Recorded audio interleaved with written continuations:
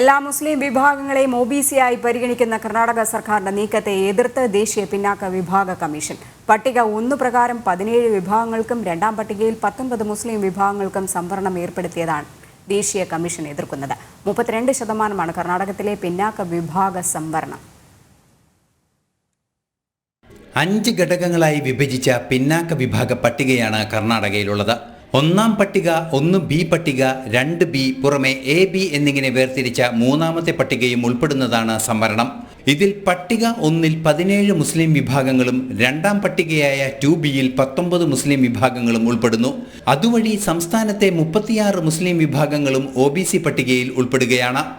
तो उसमें 95 जातियाँ हैं कैटेगरी 1 में, उसमें 17 जातियाँ मुस्लिम भाइयों की है. कैटेगरी 1B में भी 2B में भी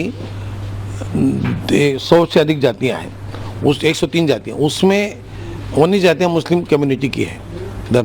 तो ये सब होते भी कर्नाटक गवर्नमेंट ने, कर्नाटक सरकार में जो हुआ है 2002 से, वहाँ पर 4% आरक्षण पूरे मुस्लिम भाइयों को दे दिया है. ദേശീയ പിന്നാക്ക വിഭാഗ കമ്മീഷൻ നേരിട്ട് നടത്തിയ പരിശോധനയുടെ അടിസ്ഥാനത്തിലാണ് വിവരങ്ങൾ ശേഖരിച്ചത്. പ്രൊഫഷണൽ ബിരുദ കോഴ്സുകളിലും ബിരുദ +2 കോഴ്സുകളിലും പട്ടിക അനുസരിച്ച് സംവരണം നൽകിയിട്ടുണ്ട്.